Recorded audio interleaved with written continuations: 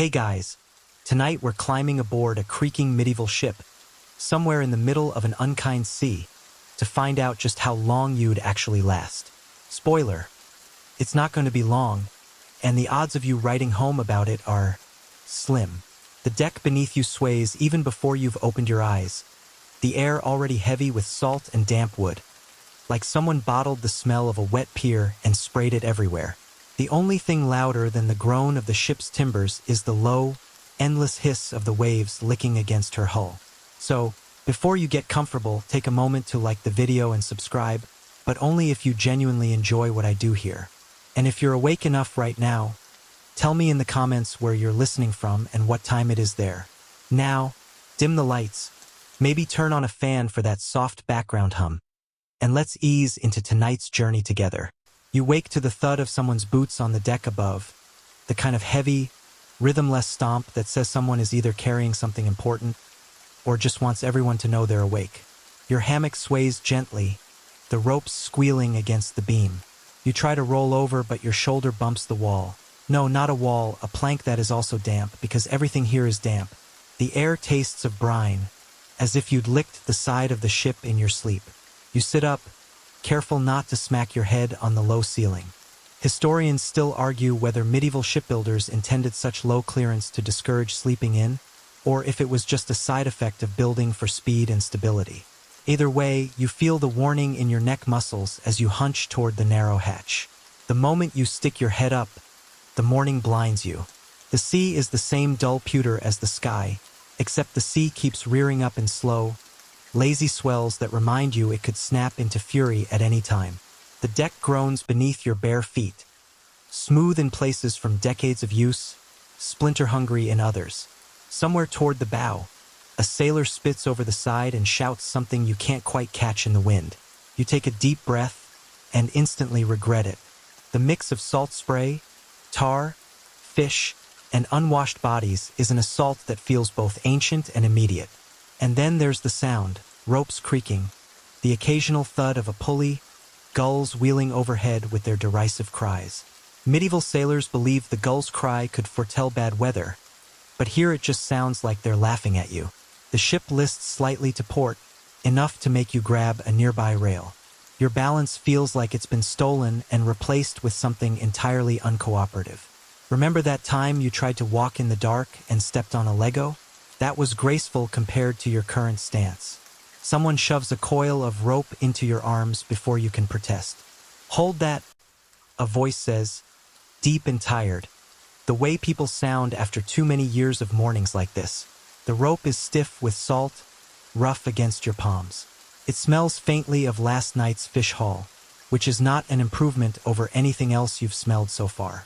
You notice the crew is already moving with a strange, choreographed efficiency, each man knowing exactly where to step to avoid loose gear, how to duck under a swinging boom without looking up. You, however, look like a toddler trying ice skates for the first time. Somewhere deep down, you know you're already the day's entertainment. A sailor passes you a clay mug with something steaming in it. You take a tentative sip and instantly meet the sharp bitterness of weak beer, the medieval breakfast drink of choice. Historians still debate whether this was mainly for hydration, since water went bad quickly, or just a universal excuse to start the day slightly buzzed. Either way, you're grateful for the warmth, even if it tastes like bread and regret. The captain appears, hands clasped behind his back, scanning the horizon with the kind of focus that suggests he could spot a rival ship before you've even noticed the sky's changed color. His coat flaps in the wind, the salt stains telling their own story of storms past.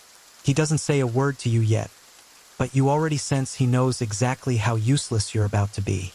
Your feet have started to tingle from the cold planks, and the wind keeps finding that gap between your collar and your neck, sliding icy fingers down your back. There's no gentle good morning here, just the relentless awareness that you're part of a floating world where the sea dictates the pace, and you're the newest, most fragile piece of it. Somewhere in the rigging, a sailor sings a snatch of a shanty, the tune curling down through the ropes like a lazy ribbon. You can't make out all the words, but the tone says it's probably about a girl in some far-off port who didn't wait for him. You think about how the horizon here looks like it could go on forever, both comforting and terrifying. The sun, pale and watery, climbs reluctantly, casting a cold silver light over the deck. Your hands tighten on the rope without thinking. The day hasn't even begun, but you already know this ship is going to ask more of you than you've got.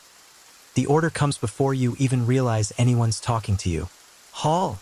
The word cracks through the wind, and suddenly every man around you is pulling on ropes in rhythm, the deck vibrating with the collective strain. You're not sure which rope you're supposed to be hauling, but your hands find the one you were holding earlier, and you start pulling like your life depends on it, which, annoyingly, it probably does. The rope bites into your palms, the salt and fibers working like sandpaper. Your feet slide a little on the damp planks, and you scramble to brace yourself against the deck's tilt.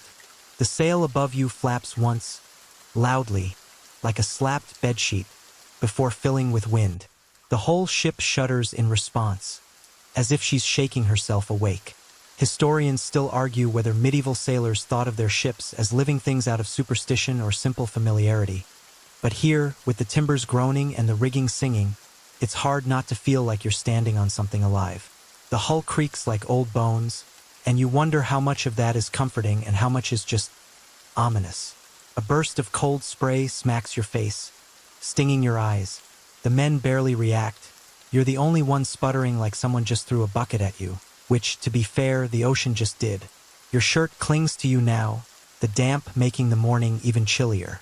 Somewhere in the back of your mind, you realize you'd trade your last coin for a dry hoodie and a pair of thick socks. The man next to you, broad shoulders, beard like a small animal, grins. "First watch is the worst," he says, as if that's meant to comfort you. His voice is hoarse, not from shouting, but from years of breathing in this cold, salt air. You can see the calluses on his hands even as he hauls without a pause. The wind catches stronger now, and the ship leans into it.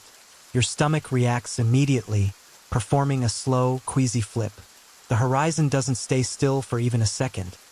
It just rocks up and down, side to side, like it's daring you to find your balance. You plant your feet wider, knees slightly bent, copying what you've seen the others do. It helps, but only a little. The captain barks another order, this time pointing toward the bow. You follow the gesture and spot a crewman scampering along the narrow rail like it's nothing. He's heading for the bowsprit, that long spar stabbing forward over the water. He leans out over it, loosening a line, the sea roiling directly beneath him. You can't decide if he's fearless or just doesn't care anymore. A couple of gulls swoop low, their wings flashing white in the pale light. They circle the stern, waiting for scraps from breakfast. Speaking of breakfast, a sailor shuffles past with a wooden bucket. Inside is something gray, steaming faintly. He offers you a ladleful into a small wooden bowl. You take it, curiosity mixed with dread. It's thick, more paste than soup. Barley porridge with a hint of salted fish, if hint means strong enough to clear your sinuses. You swallow a spoonful, the warmth cutting through the morning chill even as the texture suggests it was cooked in one pot and never stirred properly. Historians note this was the standard fare for voyages like this. Dense, salty, filling enough to keep you moving, even if you'd never order it twice. You find a quiet spot near the rail to eat, careful not to drop your bowl into the sea.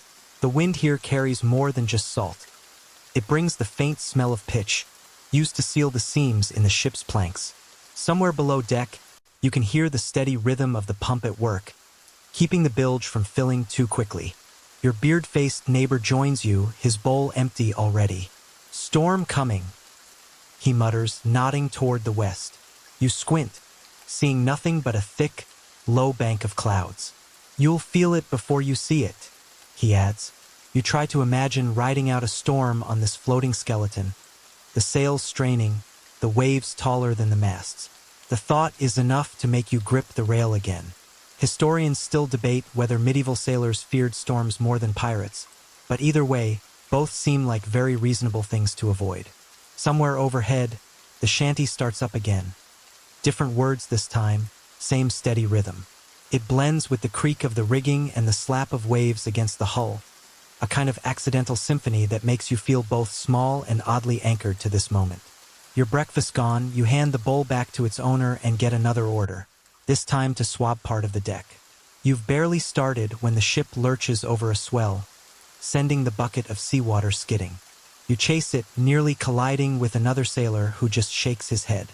"Landlubbers," he says, not unkindly, but with the weary tone of someone who's seen this all before. The sky shifts a little, the light flattening as those western clouds creep closer. The wind has a sharper edge now, carrying a cool promise you don't entirely like. And as the ship tilts into another turn, you realize this day is going to be much, much longer than you thought. The clouds on the western edge of the sky have grown darker, their bellies heavy and low. You can taste the change in the air, less salt, more metal, like the moments before rain back on land, except here there's no dry place to run to. The wind hisses through the rigging in a way that makes you think of teeth. You're ordered forward, toward the bow, to help secure a length of rope that has decided it would rather live in the sea than on the deck. The boards are slick beneath your boots, each step a careful negotiation. Somewhere below, the ship's timbers give a deep groan, almost like a warning sigh. Historians still argue whether sailors of this era trusted more in their own skill or in divine intervention when storms approached. The truth is probably both. One hand on the rope, the other hand crossing yourself just in case. You notice a few men muttering prayers under their breath, their words snatched away by the wind before they can reach your ears. As you work, the spray starts coming faster. The waves are climbing now, curling up and slapping the hull like they're annoyed at your presence. Every impact sends a shiver through the planks under your feet. The rope in your hands is slick, the hemp swelling with water, and your shoulders burn from holding it against the pull. And then, because the sea apparently enjoys humiliation, a wave taller than you breaks over the bow. It soaks you head to toe, dumping icy water down your collar and into your boots. You gasp, sputter, and get a mouthful of brine for your trouble. The crew around you doesn't even flinch. This is Tuesday for them. A thin man with a gap-toothed grin leans close enough to be heard. "First storm." You nod. "Try not to fall in," he says, as if this is sage wisdom and not just the obvious bare minimum. The sails above snap and strain, the sound like giant whips in the air. Crewmen scramble up the ratlins, their silhouettes swaying high above the deck. You watch one of them cling to the yard, legs wrapped tight, as he reefs the canvas to give the wind less to grab. He moves like he's part of the ship, not a passenger on it. Down on deck, you're sent to help with the pump. It's a simple device, long handle, steady motion, but each push draws up a gurgle of seawater from the bilge. The smell is swampy, old wood and worse, and you try not to think too hard about how much of it you're bringing up. The man working opposite you hums a tune you don't recognize, his voice low and steady. It's almost calming, until another crash of water rocks the ship sideways. Somewhere, a barrel rolls loose, thudding and bouncing across the planks until two sailors catch it. One of them curses in a dialect you've never heard before. The other just laughs and drags it back into place. Historians note that ships in this period often carried a mix of languages: Italian, French, English, Arabic, all swirling together in the same cramped quarters. You catch fragments of them here and there, like bits of driftwood in the current. The rain comes suddenly, fine at first, then heavier, pelting the deck in silver threads. The wind drives it sideways so that no matter which way you turn, your face is in the line of fire. Your hair clings to your forehead, water running down your nose, and your shirt feels twice as heavy as it did this morning. Through the downpour, the captain's voice cuts sharp, directing the ship's turn to meet the waves head-on. The bow lifts high, then slams down with a crash that rattles your teeth. Your knees absorb what they can. The rest goes straight to your spine. You understand now why historians sometimes refer to medieval ships as floating torture devices, though usually in the context of comfort, not actual malice. And yet, in the middle of all this chaos, there's a strange rhythm to the work. The shouting, the hauling, the leaning into the wind, it all becomes part of a pattern. You feel yourself moving without thinking, part of the same pulse that keeps the ship alive. The storm doesn't break so much as settle into a steady growl. The rain eases a little, the wind still sharp but no longer screaming. A pale light filters through the clouds, The sea still restless but less intent on climbing aboard. The crew seems to relax fractionally, though no one says the word safe out loud. That would be tempting fate. You're sent aft to check the lashings on a stack of casks. They're secure, but the smell rising from them makes your stomach twist. Pickled fish, vinegar, and something else you can't name but suspect you'll be forced to eat later. A sailor hands you a scrap of hardtack, his expression almost apologetic. Best eat now. Might be worse tomorrow. The biscuit is harder than wood, dry enough to draw all the moisture out of your mouth, and tastes faintly of, well, you try not to identify it. Historians still debate whether the little black specks in preserved ship's rations were more often weevils or burnt flour. You decide not to investigate further. The clouds break briefly, a single shaft of sun turning the water to molten silver. It's a moment so sudden and bright that you forget the cold for just a second. Then the wind shifts again, and you're back to bracing yourself, rope in hand, waiting for whatever the sea decides to throw next up. By the time the sky fades from iron to charcoal, you've lost track of how many hours you've been on your feet. The damp has seeped into every layer of your clothing, and your hands are so wrinkled you could convincingly play a very tired raisin. Still, the ship sails on, each groan of its timbers a reminder that it has survived storms like this before, though you, admittedly, have not. Night on a medieval ship isn't really night in the way you're used to. There's no warm lamplight, no sound of distant traffic, no reassuring hum of a fridge in the corner. Here, there's only darkness and the deep, breathing noise of the sea. The moon tries to push through the clouds, spilling a faint silver over the water. It's enough to outline the shadows of sails above you, each one pulling at the mast like a restless ghost. The deck is quieter now, but it never truly sleeps. Even in calmer weather, there's always someone awake. Watchmen posted at the bow, a helmsman gripping the tiller, someone tending the lanterns. Tonight, the watch crew's eyes scan the horizon for other ships or unexpected land. Historians still argue whether medieval sailors feared pirates more than storms. Either way, both could ruin your evening. You're assigned to the middle watch, that in-between stretch where the night feels longest. Your job is simple. Keep an eye on the ropes near the foremast and wake someone if anything looks wrong. You quickly realize that wrong can mean many things. Loose knots, slack in the lines, suspicious creaks, or just the feeling that the ship is about to pull something dramatic. To pass the time, you huddle near a coil of rope and try to stay out of the wind. The smell here is a strange blend: tar, wet wood, and a faint sweetness from the pitch used to seal the planks. A rat scurries past, pausing to glare at you like you're the intruder. You wonder if it knows the ship better than any human on board. One of the older sailors, his beard streaked with gray, settles beside you. Without preamble, he starts telling a story about a voyage to the eastern Mediterranean. When a sudden squall blew them so far off course they ended up trading with people who had never seen wool before. You're not sure if this is true, exaggerated, or entirely fictional, but his voice is low and rhythmic, and it pulls you into the tale like a tide. He describes the markets, bright cloths, the smell of cinnamon and cardamom, the shock of finding fresh fruit after weeks at sea. Historians still debate exactly how far and how often medieval ships strayed from intended trade routes, but the evidence suggests it happened more than captains like to admit. Navigation, after all, was equal parts skill, guesswork, and hoping the stars were feeling cooperative. You ask him how they found their way back. He grins, missing several teeth. "Followed the birds," he says, as if that explains everything. You're about to press for details when the bell rings from the stern. A single, hollow clang carried forward by the wind. Shift change. Relieved, you stumble toward the hatch leading below deck. The air down here is warmer, but the smell hits you like a wall. It's an oppressive mix of sweat, damp wool, unwashed bodies, and the faint tang of the salted fish stored nearby. The space is cramped, the ceiling low enough that you have to duck in places. Your sleeping area is nothing more than a shared bench along the hull, narrow enough that turning over requires careful negotiation with your neighbor. You wedge yourself into place using your rolled cloak as a pillow. Above your head, you can hear the slap of waves against the planks, sometimes gentle, sometimes like a drumbeat.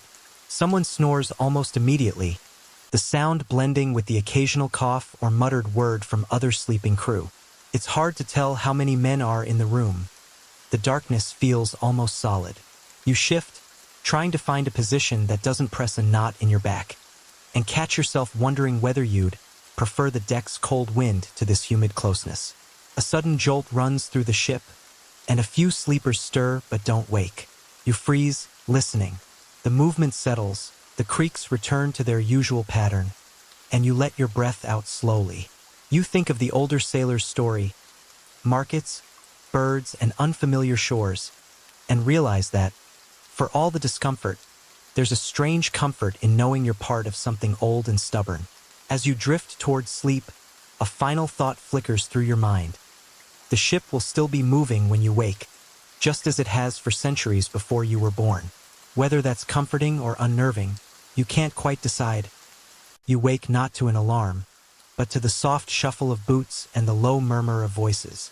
The air below deck is thicker now, and you have that groggy, slightly sticky feeling that only comes from sleeping in close quarters with far too many humans.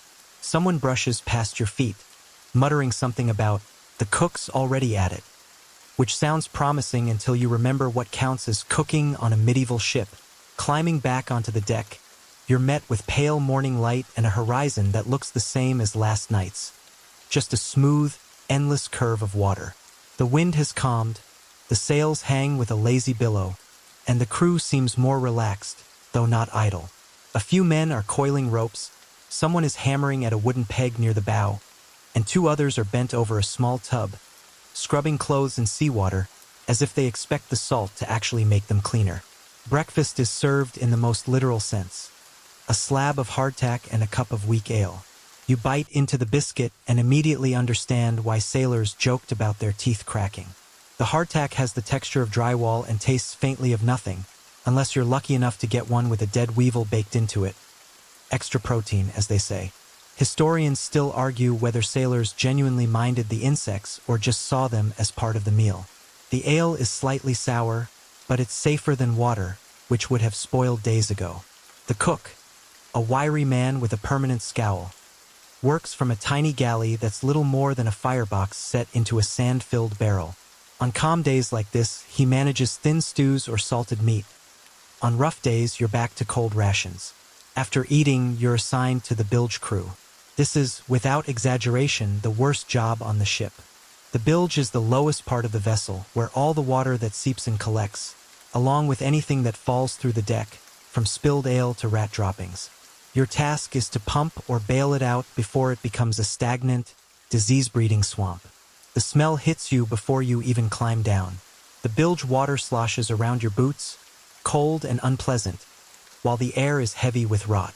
Every bucket you haul feels like it weighs twice as much by the time you toss it overboard. You keep thinking of how sailors back home might have bragged about the open sea, and how none of them mention this part. Halfway through, an older sailor tells you that bilge duty is a rite of passage, that if you can handle this, you can handle anything the ship throws at you. You suspect he's lying, but you appreciate the attempt. Quirky ship lore insists that if you spill a bucket before reaching the rail, you'll have bad luck for the rest of the voyage. You take the superstition seriously. Nobody wants to tempt fate out here. When you're finally relieved, you wash your hands in a bucket of seawater and collapse near the stern, letting the breeze chase away the worst of the smell. From here, you can watch the helmsman at work. Steering a medieval ship isn't like driving a car. It's a constant battle between the rudder, the sails, and the wind. The tiller jerks unpredictably, and the helmsman leans into it with practiced ease. The ship's navigator joins you, pointing at the sky where the sun is just climbing. He explains how they read its position, measure its angle with a crossstaff, and compare it to the charts they carry. Historians still debate how accurate these methods were, but there's no denying the skill involved in guiding a ship without modern instruments. You nod, pretending to understand, but mostly you're wondering how anyone learned this without getting hopelessly lost the first dozen times. Later, you're roped into repairing a section of the rigging. The tar-coated ropes are rough and leave your hands sticky, but the work is almost meditative. Each knot has a name, each wrap of the line a purpose. There's a kind of beauty in it, functional, sturdy, and unchanged for centuries. The bosun, overseeing the repairs, mutters that the sea doesn't care about your comfort, only your preparation. You believe him. By midday, the sun is warm enough to dry the deck, and the crew moves with a looser energy. Someone starts humming a tune, an old sea song whose words are half nonsense, half warning about shoals and storms. You find yourself joining in on the chorus, the rhythm matching the sway of the ship. The day stretches ahead, an endless loop of work, observation, and the occasional break to stare at the horizon. You're beginning to understand that life aboard isn't about moments of excitement. It's about enduring the slow, steady grind. And strangely, as the sails snap in the wind and the deck creaks beneath your feet, you start to feel a little proud of enduring it. The afternoon sun tilts toward the west, casting long shadows across the deck, and you're starting to feel the rhythm of the ship in your bones. The slow roll, the faint groan of timbers, the repetitive clank of ropes against masts. It's all becoming part of the background, like the hum of a refrigerator back home. The difference, of course, is that this fridge sometimes decides to throw water at you. Your next assignment comes without ceremony. Swabbing the deck. It's exactly what it sounds like. Taking a wet mop and scrubbing down the planks until the salt and grime lift away. In theory, it keeps the deck safe from slippery buildup. In practice, it's another way to keep idle hands busy. The seawater you use is cool and bracing, and as you work, you notice how the grain of the wood runs like faint waves beneath your feet. You imagine sailors centuries ago doing this exact thing. Some may be humming the same tune you heard earlier. Halfway through, you hear a shout from the crow's nest. Someone spotted something on the horizon. Everyone pauses, squinting toward the faint smudge in the distance. Could be another ship, could be a pod of whales, or less exciting, just a trick of the light. Historians still argue whether medieval sailors truly believed the horizon hid sea monsters. But in this moment, you'd believe it. The ocean feels vast enough to hide anything. As the smudge drifts away without incident, the crew returns to work, and you're sent below to help in the galley. Today's culinary masterpiece is salted pork, boiled until it surrenders. The cook slices it into thick slabs and drops them into wooden bowls, accompanied by dried peas that have been rehydrated into something resembling glue. You help ladle it out, resisting the urge to make jokes about gourmet dining, lest the cook hear you. A wiry deckhand named Osric plops down beside you during the meal. He talks with his mouth full, telling you about a voyage years ago when a barrel of beer went bad and the crew had to drink nothing but vinegar-tinted water for 2 weeks. According to him, the real hardship wasn't the taste. It was the bickering that broke out over whose turn it was to fetch it. He claims one man pretended to be seasick for days to avoid his shift. Whether true or not, the story makes you grateful for your sour but passable ale. After lunch, the captain calls for sail trimming. The wind has shifted, and the crew needs to adjust the sails to catch it more effectively. You join the others hauling on thick, tar-darkened lines, the coarse fibers digging into your palms. The sails ripple and snap overhead, each movement echoing through the rigging. You can feel the ship respond, picking up speed in a way that's almost imperceptible unless you've been standing on it for hours. When the work is done, you take a moment to lean on the rail and watch the water slip by. The sea's color changes constantly. Here a deep blue, there a shimmer of green, sometimes streaked with pale foam. Once in a while, a flying fish arcs out of the waves, skimming the air before vanishing again. Quirky sailor lore insists these fish are good luck, though no one can agree on why.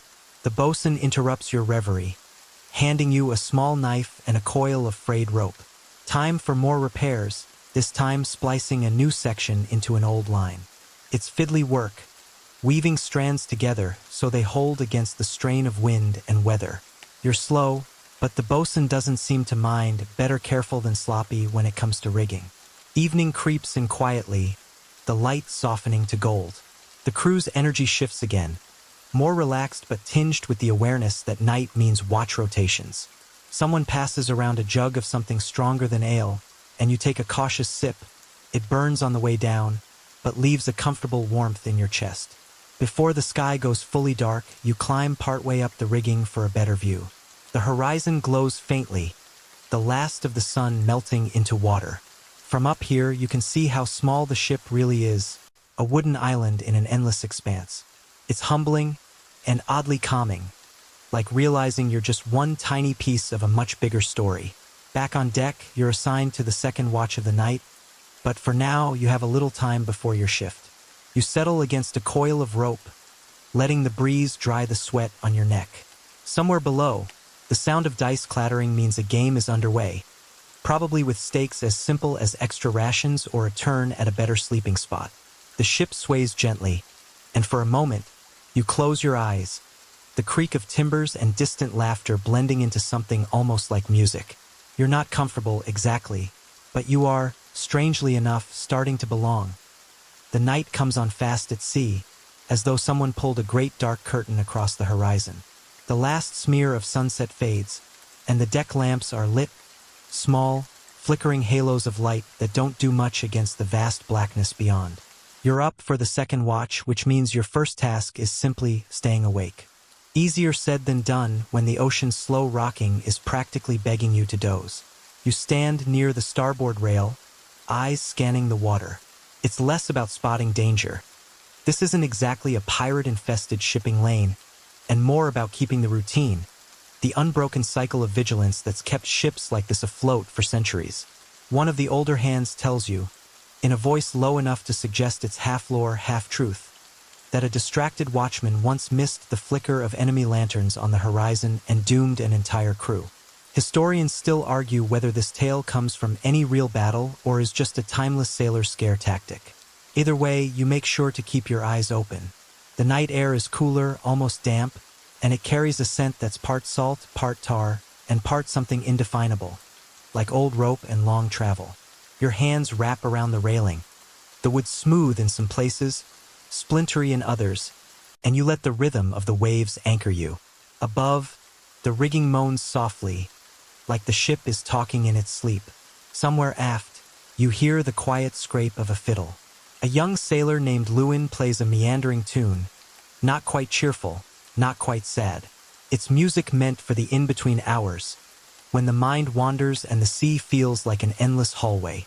A few crew hum along, low and tuneless, but the sound blends well with the gentle creak of the hull. Halfway through your watch, the captain emerges from his cabin. He's not here to scold or inspect, just to breathe the night air. He nods to you, says nothing, and leans against the rail. You can't help wondering if he does this every night, silently taking stock of the sea's mood, or if this is just a moment of shared insomnia. A faint splash draws your attention. A dark shape breaks the surface a few yards away, then slips under again. Could be a porpoise, could be nothing. Osric, who's been leaning beside you, mutters about sea spirits in that half-joking, half-serious tone sailors use when they don't want to be fully wrong.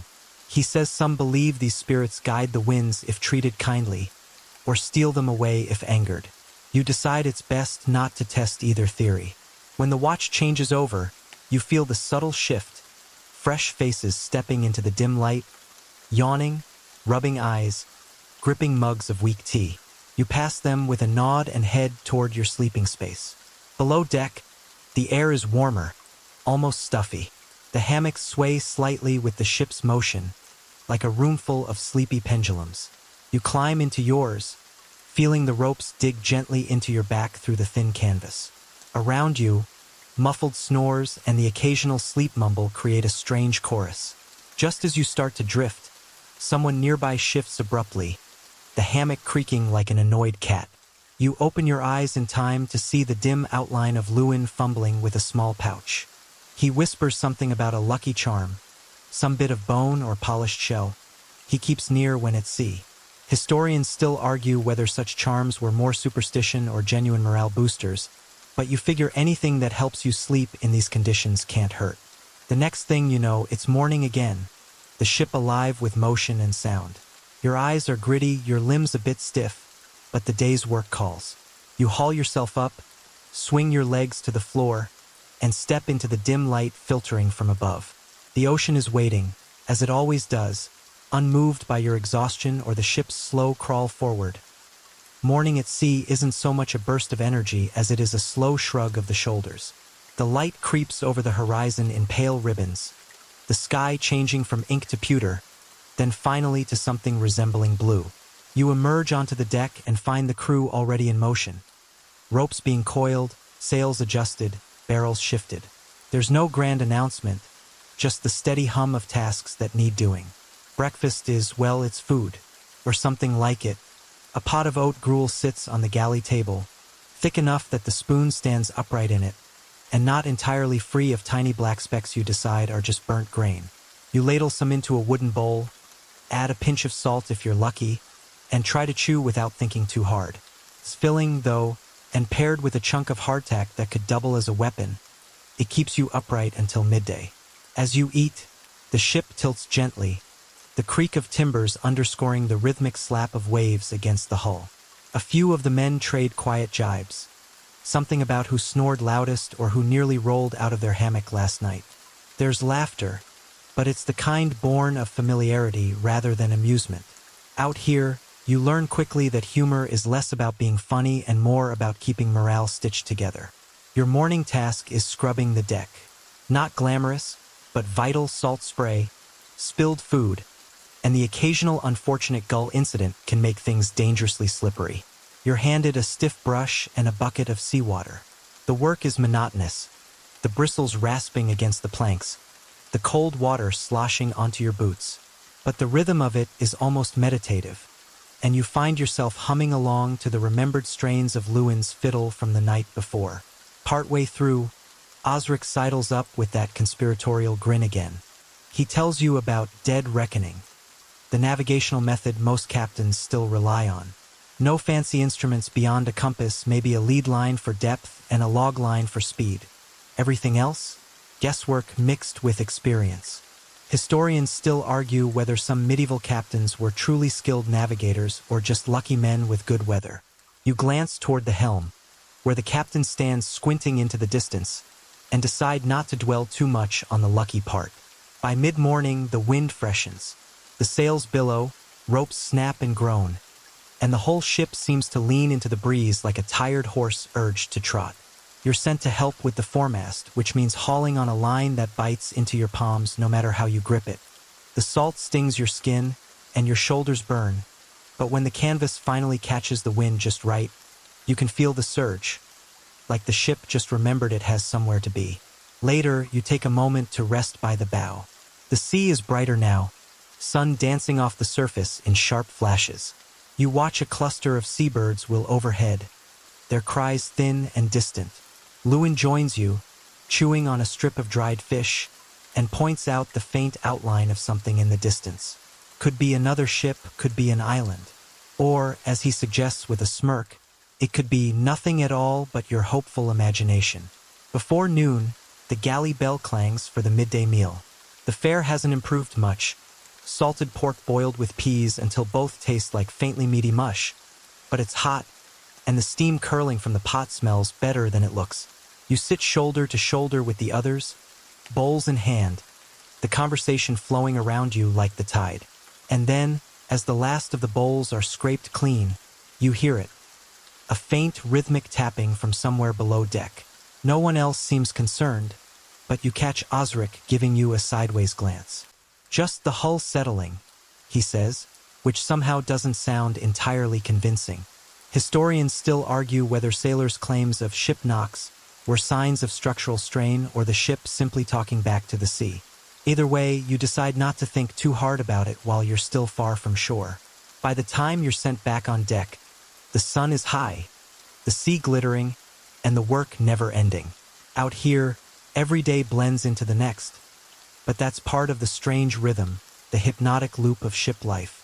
You just keep moving, one task, one meal, one watch at a time, until the horizon finally changes. Afternoon on a medieval ship is less about leisure and more about enduring the slow grind of sun, salt, and endless creaking. You step onto the deck after the midday meal, squinting against the glare. The sun sits high and hot, baking the tar between the planks until it gives off a smell halfway between pine resin and burnt toast. Your shirt sticks to your back within minutes, and the salt from your morning labor still itches on your skin. Tasks shift with the weather. Today, the wind is steady, so sail trimming is the main event. You're called to assist near the mizzenmast, where a tangle of lines hangs like an overcomplicated puzzle. A seasoned sailor named Jarek explains the knots. Well, explains might be generous. He barks their names, moves faster than your eyes can follow, and occasionally smirks when you get a coil hopelessly tangled. Historians still argue whether medieval sailors preferred to keep nautical knowledge close as job security or if they simply assumed everyone learned by doing. Judging by Jarek, you're leaning toward the former. A sudden cry from the crow's nest interrupts the rhythm. Driftwood off the starboard bow. The excitement is disproportionate, but after days of staring at nothing but water, a floating log might as well be a parade. The crew clusters to watch as it bobs past, gnarled, sun-bleached, and home to a few bewildered barnacles. Osric claims it's good luck to see driftwood this far out. Another sailor insists it's bad luck. You notice no one agrees on which it is, and everyone quietly spits over the side, just in case. By mid-afternoon, the captain orders a sounding. This means throwing the lead line, a long rope with a lump of lead at one end, overboard to measure the depth. The lead is greased so bits of sand, shell, or mud cling to it, telling you what the seafloor is made of. Today's haul comes up damp and gritty, smelling faintly of crushed shells. Someone jokes about using it as seasoning for dinner. No one laughs too loudly. When the chores ease, the crew seeks shade where they can, behind barrels, under overhanging sails, anywhere that offers a break from the relentless sun. You join Lewin near the bow again, where he's mending a tear in a small sail. His needle flashes in the light, and he talks about ports he's visited. The spice markets of Lisbon, the noisy harbors of Marseille, the quiet coves of the Irish coast. He embellishes freely, you can tell, but his voice makes you see it anyway. As the heat softens, the air picks up a dampness that hints at evening. But before that calm arrives, you're ordered to help clean the bilge.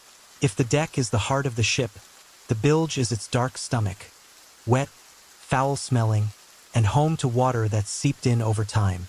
You climb down with a bucket, the air growing thick and stale the deeper you go. Down here, light comes in faint streaks through cracks in the planking, and the smell of brine, wood rot, and something suspiciously fishy is overpowering. You bail bucket after bucket until your arms ache. Back on deck, the fresh breeze feels like a reward. The sun now hangs lower, painting the sea in gold. Jarek hands you a strip of salted fish and mutters, "You did all right in the bilge. Not everyone stomached it." It's hard to tell if that's a compliment or just a factual statement, but you take it. As the shadows lengthen, the ship feels calmer, almost drowsy. The sails still strain gently against the rigging, but the frantic clatter of the afternoon has eased. You lean on the rail, watching the waves roll past in lazy swells. Somewhere aft, Lewin tunes his fiddle again, the notes drifting over the water like gulls gliding on air. And for a brief moment, as the horizon blurs into the lowering sun, you forget about the cramped quarters, the questionable food, and the aching muscles. You're just here, on a wooden island in a vast, breathing ocean. Caught between one day and the next, night descends quickly on a medieval ship, wrapping everything in a cool, salty darkness. The sky overhead is a broad canvas of stars, sharper and more countless than any city dweller could imagine. You find yourself drawn to the quiet beauty, a welcome distraction from the relentless grind of ship life. But night aboard is far from peaceful. The watch system kicks in, the ship's crew divided into shifts to keep an eye on the sails, the seas, and any threats that might drift into view. You're assigned to the first watch, standing near the bow with only a small lantern flickering nearby. The waves slap against the hull rhythmically, and the ship creaks and groans like an old beast settling in for the night. You run your fingers over the cold wood of the rail, feeling the roughness of years of salt and storms. In the distance, the cries of sea birds echo faintly, and the occasional splash suggests fish playing just below the surface. You try to make out shapes on the dark horizon, perhaps a distant ship, or just a mirage created by moonlight and fog. Historians still argue whether medieval sailors really feared the open ocean or embraced its wild freedom. Judging by the uneasy chatter during watches, it's probably a bit of both. The cold starts to seep through your clothes as the hours drag on. You huddle against the mast, pulling your cloak tighter. Stories circulate quietly among the watchmen. Tales of sea monsters, ghost ships, and sailors cursed to wander forever. You laugh softly, but the hairs on the back of your neck stand on end anyway. After all, superstition is as much a part of ship life as sails and ropes. Suddenly, a shout from the crow's nest jolts you upright. Light off the port bow. Someone has spotted a flickering flame, a signal from another ship or maybe a coastal village.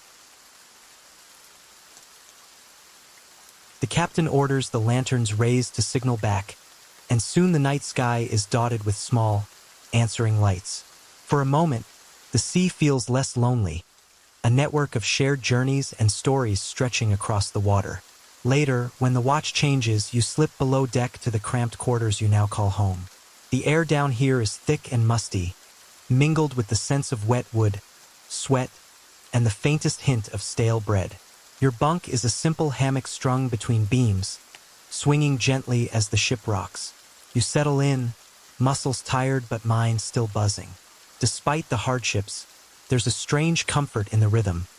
The creak of ropes, the slap of waves, the distant calls of sailors in the night. You close your eyes, letting the ship's lullaby pull you towards sleep, knowing that when morning comes, the cycle begins anew. Morning on a medieval ship arrives not with the soft glow of dawn, but with the sharp clang of the ship's bell and the gruff calls of the captain rousing the crew. You groggily haul yourself from your hammock, the wood beneath your hands still damp from the night's mist. The air smells fresher now, with the sea breeze cutting through the lingering dampness and sweat below decks.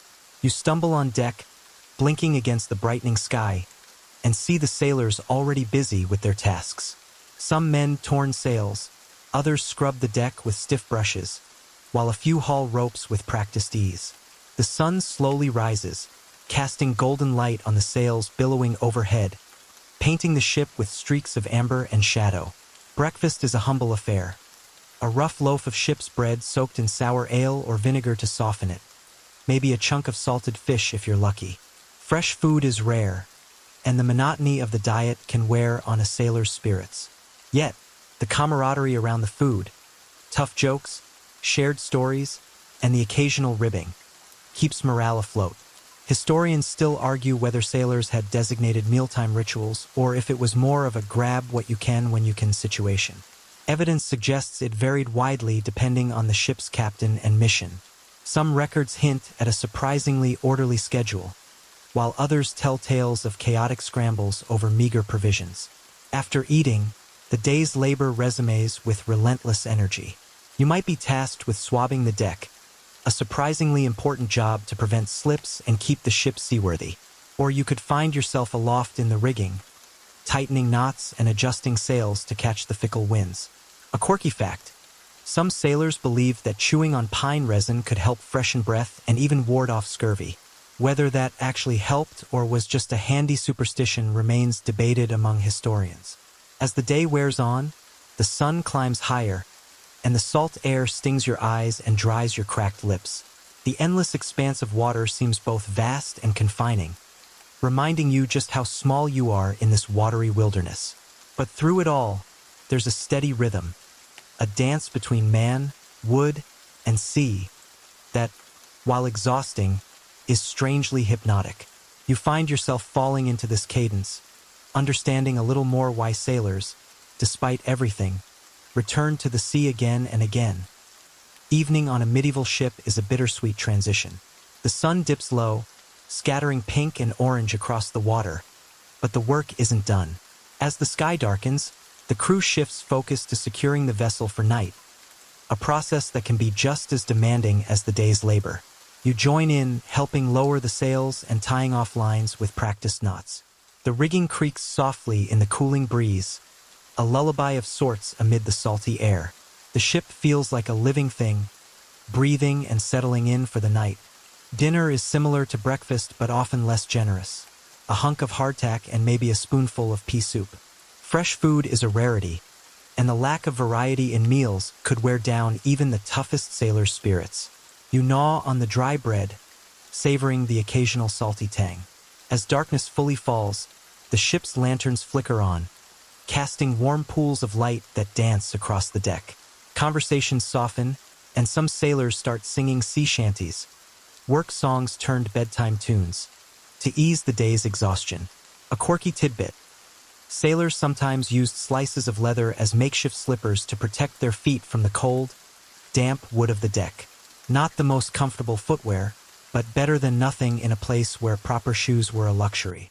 Historians still argue whether sailors had designated rest periods or if sleep was grabbed in short bursts whenever possible. Some accounts suggest strict watches, while others hint at more chaotic sleep schedules, especially during storms. As you settle into your hammock, swaying gently with the ship's motion, the distant call of seabirds fades into the background. The cool night air mingles with the scent of salt and tar, and despite the hardships, there's a strange comfort in the ship's steady rocking. You close your eyes, knowing tomorrow will bring another day of relentless work, but also another chance to be part of this ancient dance between man and sea. The dawn breaks slowly, painting the horizon with soft hues of lavender and gold. You wake to the sound of gulls and the creaking of the ship's timbers, already damp with morning mist. The cold air nips at your skin as you swing your legs out of the hammock, bracing yourself for the day ahead. Breakfast is a simple affair, mostly hardtack softened in beer or water, maybe some salted pork if the quartermaster is feeling generous. Fresh provisions are scarce, and you're starting to understand why scurvy was such a feared companion on these voyages. The routine of the day kicks in quickly. Hauling ropes, patching sails, and keeping watch for land, or worse, enemy ships. The monotony is broken only by the occasional shout or the splash of waves against the hull.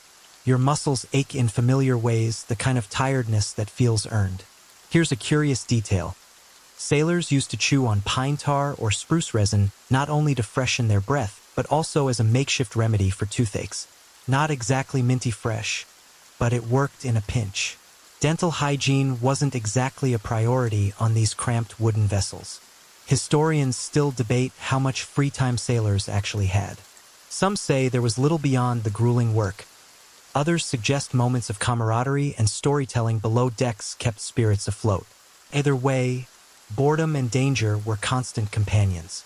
As the sun climbs higher, you catch a glimpse of the endless sea stretching out in every direction. A vast, indifferent expanse that tests your resolve. The ship may be your home, but the ocean is the real master here.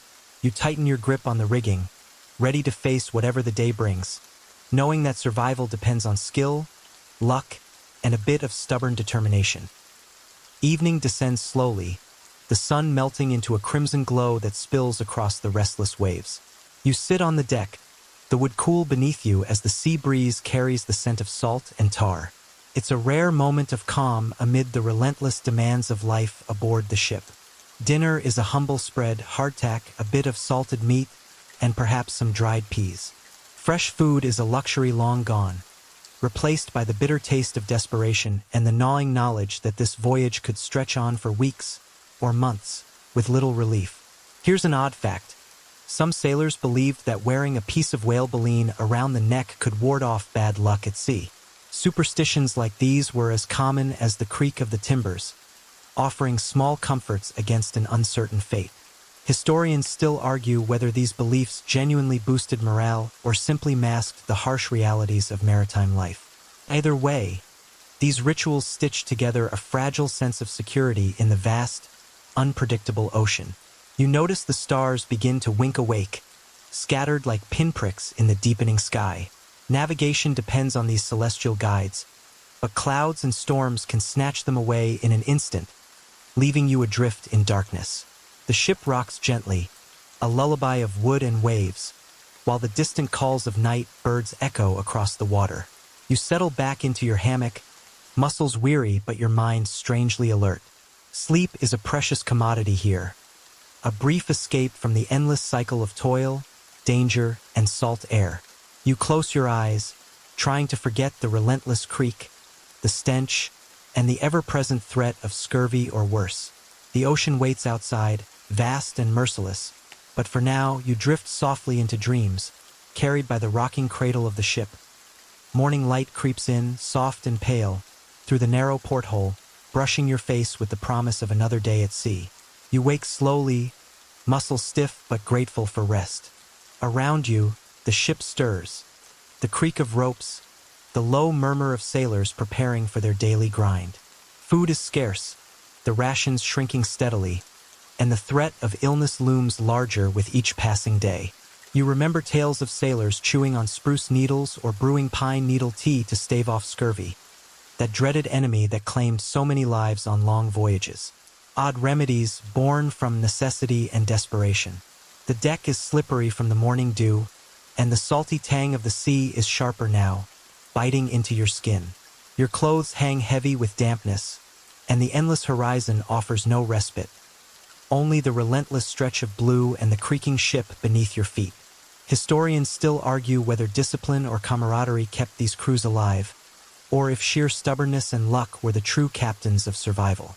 Either way, you realize that life aboard a medieval ship was a test of endurance, resilience, and a peculiar kind of hope.